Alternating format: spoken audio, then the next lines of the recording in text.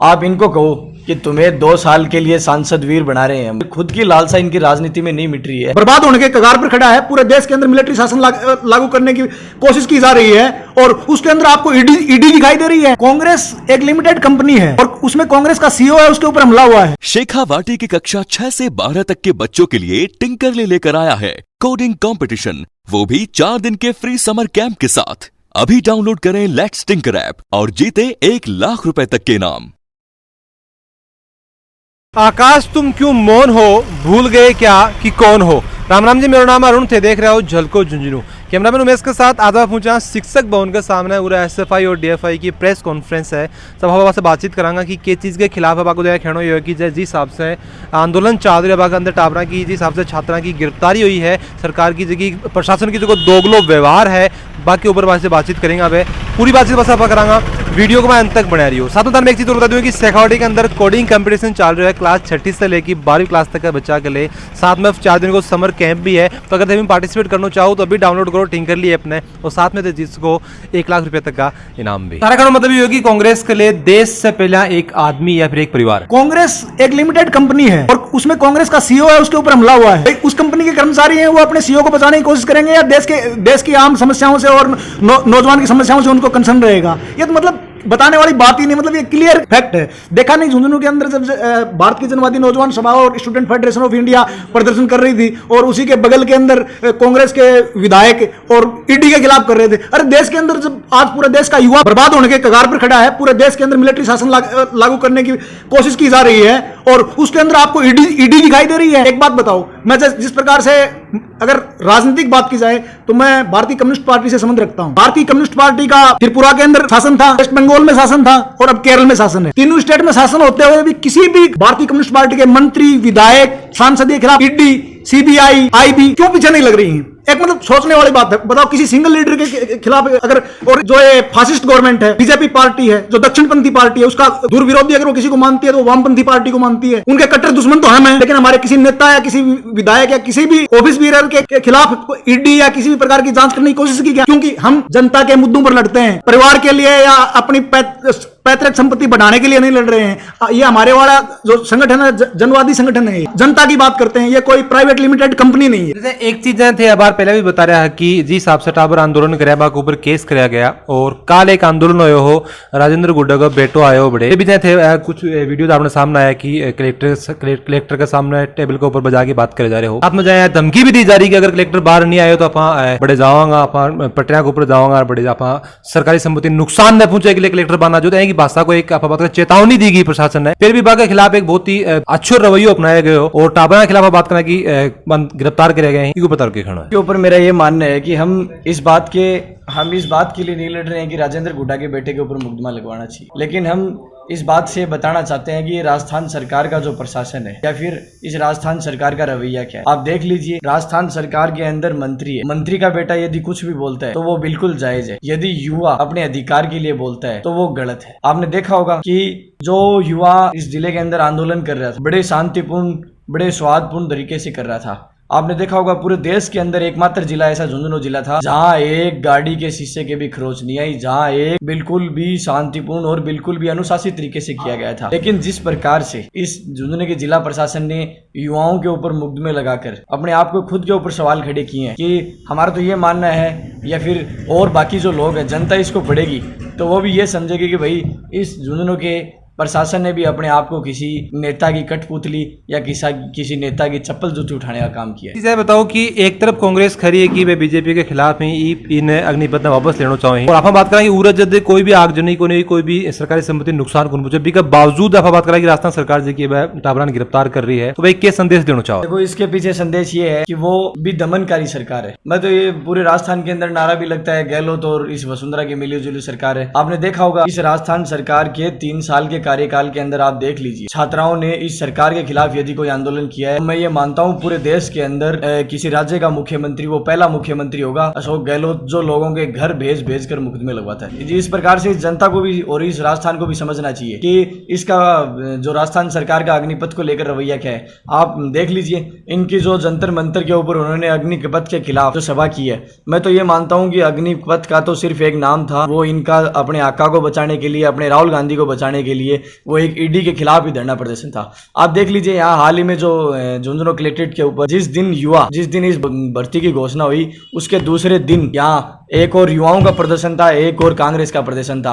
लेकिन आपने देखा होगा कि युवा हर झंडे और अपने पार्टी के झंडे डंडे, हमने तो ऐलान किया था इस जिले के अंदर कि हम हमारी पार्टी के झंडे और डंडे छोड़कर आएंगे, आप भी अपनी पार्टी के झंडे और डंडे छोड़कर आइए। आज युवाओं की बात है, इस देश को बचाने की बात है। लेकिन वहां भी कांग्रेस अपने झंडे लेकर सिर्फ और सिर्फ किसके नारे लगा रही थी कि राहुल गांधी जिंदाबाद, राहुल गांधी को बचाना है, राहुल गांधी को जाने नहीं देना है। और मैं तो ये मानता हूँ कि बिल्कुल राहुल गांधी इस मामले के अंदर भ्रष्टाचारी है, क्योंकि हमारी भी सरकार बहुत सी जगह है, यदि हमारे किसी मंत्री के ऊपर, हमारे किसी नेता के ऊपर भ्रष्टाचार के आरोप नहीं लगे हैं, लेकिन आरोप लगते हैं तो हमारा नेता भी जाता है अपनी छाती ठोक कर, सीना ठोक कर ईडी के ऑफिस में जाता है कि क्या पूछना है, आप मेरे से पूछ सकते हैं। मैं तो ये मानता हूँ कि राहुल गांधी खुद डर रहा है कि मेरे भ्रष्टाचार के अंदर मैं लिपित पाऊंगा, मेरी सच्चाई उजागर होगी। इसलिए आप लोग मेरे साथ आइए, दिल्ली में इकट्ठा हुए, क्या पता मेरे को ये सरकार बख्शी दे। कॉमरेड पिनराई विजयन ने जो केरल के मुख्यमंत्री है उसके ऊपर एक एलिगेंस लगाया था कांग्रेस ने। स्टारलाइट कंपनी के कोई घोटाले की बात थी तो उसमें उस टाइम वहाँ पर हमारे जो नेता थे, मुख्यमंत्री थे, वो अच्युतानंद थे।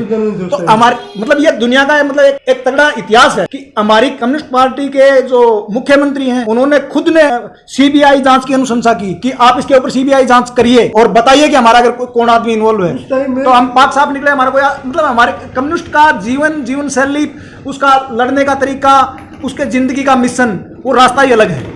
और उस टाइम में कॉमरेड विजयन मंत्री थे और उन्होंने मंत्री पद को इस्तीफा दिया, फिर जांच हुई, जांच में क्लीन चिट मिले, फिर वापस मंत्री बने। मतलब क्या दिक्कत है? अगर एलिगेंस लगाया तो आप साबित करो। आज वही केरल के मुख्यमंत्री भी हैं। आज वो केरल के मुख्यमंत्री। यहाँ पे बात करें कि बीजेपी से भी आपने एमपी जगह झुंझुनू से बीजेपी से सारी बातचीत हुई, तो वहाँ कोई मुद्दे पर क्या खड़ो? मेरे ख्याल से तो मैं मानता हूँ कि झुंझुनू की जिले की जनता ने भी देखा होगा, आपने भी देखा होगा। सबसे पहले यहाँ एमपी साहब आए थे, हमने उनसे पहला सवाल किया कि ये टीओडी होती क्या है। उन्होंने कहा टीओडी क्या होती है मेरे को बिल्कुल भी नहीं पता। दूसरा हमने उससे पूछा कि राष्ट्रभक्ति और देशभक्ति आप किसे मानते हो, किसे बोलते हो, हमें ये बताओ। तब उन्होंने कहा कि जो सेना में जाता है वो राष्ट्रभक्ति होती है, वो देशभक्ति होती है। हमने उनसे कहा कि सेना बची कहाँ है, वो तो 4 साल की रहेगी।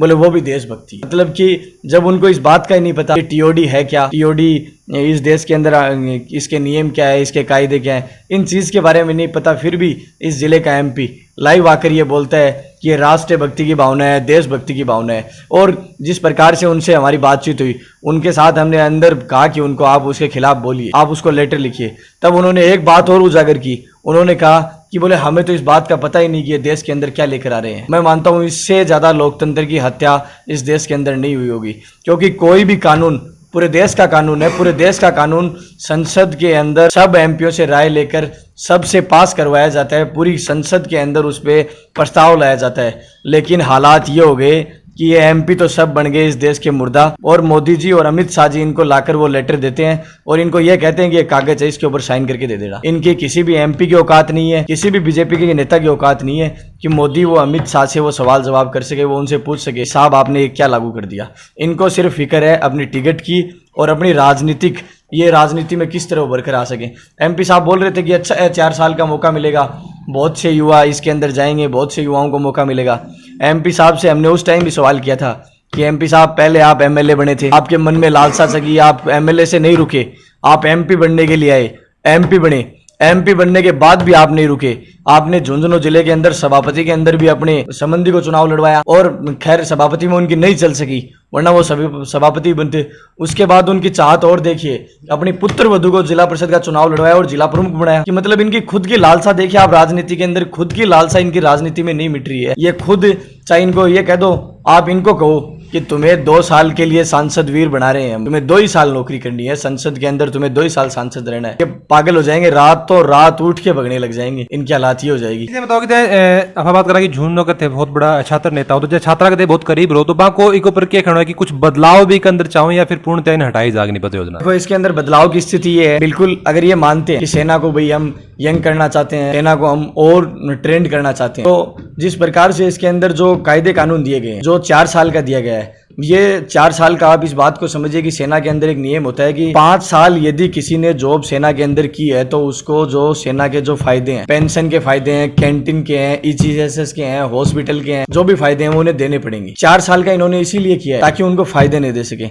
बिल्कुल ये सेना को यंग करना चाहते हो तो हम ये चाहते हैं कि इसको 10 साल तो कम से कम करें, और 10 साल करने के बाद भी उनकी जो जिन लोगों को जो पेंशन के काबिल हैं उनको पेंशन मिलनी चाहिए, कैंटीन की सुविधा मिलनी चाहिए, ECHS की सुविधा मिलनी चाहिए, ताकि व्यक्ति एक सिक्योर लाइफ यंग वाले महसूस कर मुद्दे में सके। मैं कहता हूँ, आर्मी प्रमुख का खुद का स्टेटमेंट है कि भारतीय सेना की जो औसत आयु है वो 32 है। मैं ये करूँ, आर्मी का एक जवान तो 35 साल में रिटायर हो जाता है। इसका मतलब आर्मी के जवान की वजह से तो उसकी वो उम्र कम या ज्यादा हो ही नहीं। तो ये जो स्टेटमेंट दे रहा है ना, आर्मी के प्रमुख का स्टेटमेंट है, आप देख लेना, मतलब कितना मूर्खता भरा स्टेटमेंट है। अफसर्स की उम्र है, फिर उसके अलावा जो जूनियर कमीशन ऑफिसर्स हैं, जो JCOs हैं, उनकी उम्र है और जरूरत है उनकी। देखो मैं जैसे आपको बताना चाहूंगा कि नहीं वो इस्तीफा नहीं दे दें, ये वाहियात बात होगी, क्योंकि सेना के अंदर यंगस्टर्स और अनुभवी दोनों चीजों के कॉम्बिनेशन की जरूरत है। क्योंकि जो यंगस्टर्स जाता है, जिसने इतने साल तक सेना के अंदर रहा है, तो उसको जो अनुभव होता है, तो जो लड़ाई का मैदान होता है वहां पर अनुभव जितना यंगस्टर्स काम आता है उससे ज्यादा अनुभव काम आता है। क्योंकि आप देखो कि यंगस्टर्स और जो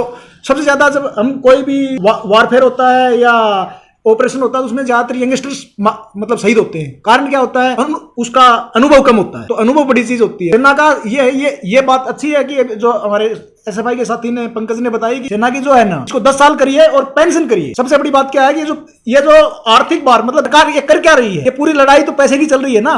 सरकार देख रही है कि उनसे चल कुछ रहा नहीं है, इधर से कुछ रेल का हिस्सा बेच दो, कि ये बेच दो, वो बेच दो। अभी ये सोल्जर्स हैं तो इनका 4 साल का कर देंगे तो इनको पेंशन नहीं देनी पड़ेगी, तो इससे पैसा आ जाएगा, ये आ जाएगा, वो आ जाएगा। अरे भैया सीधी बात है, अगर आपके पास पैसा नहीं है तो जिस प्रकार से बहुत से देशों में ये चल भी रहा है, आप जो एक CM निश्चित करिए जिसकी औसत इतने %, उससे ज्यादा इनकम है सालाना, उसके ऊपर टैक्स बढ़ाइए ना। उनके तो आप टैक्स, मतलब ये जितने भी कॉर्पोरेट घराने हैं, किसी का सभी को मिला के 3 लाख करोड़ उनका टैक्स माफ कर दिया। भाई तेरे पैसे की समस्या है, उनका टैक्स क्यों माफ कर रहा है? लेकिन ये टैक्स इसलिए माफ कर रहा है क्योंकि उन्होंने अपना पिट्ठू बैठाया है, देश के लोकतंत्र के ऊपर उन्होंने अपने पिट्ठू को बैठाया है। जब ये चुनाव लड़ रहा था तब अडानी और अंबानी के हेलीकॉप्टर्स में घूम रहा था, उसी टाइम हमारे दिमाग में आ गया था कि आगे जाके देश को डुबोने वाला है, क्योंकि ये आज का देश का प्रधानमंत्री है, अडानी और अंबानी का टॉमी है और कुछ नहीं है। इसको देशभक्ति से और देश से कुछ कोई लेना देना नहीं है। तो वीडियो पूरा देखने में थन के लगा कि टाबरा की जी मांग है, या फिर बात करें कि जो ये संगठन यहाँ की मांग है कितनी हद तक जायज है, के बदलाव अग्निपथ का अंदर होने की जरूरत है। तारी जी की राय मन कमेंट में जरूर देगा। वीडियो लाइक शेयर करना मत भूलिए। हमारे चैनल सब्सक्राइब नहीं करो तो जरूर से कर लीजिए, करने घंटी को निशान वो दबा लियो ताकि हमारा आने वाला वीडियो थोड़ा मिल जाए। जल को झुनू के साथ प्यार बनाए रखो।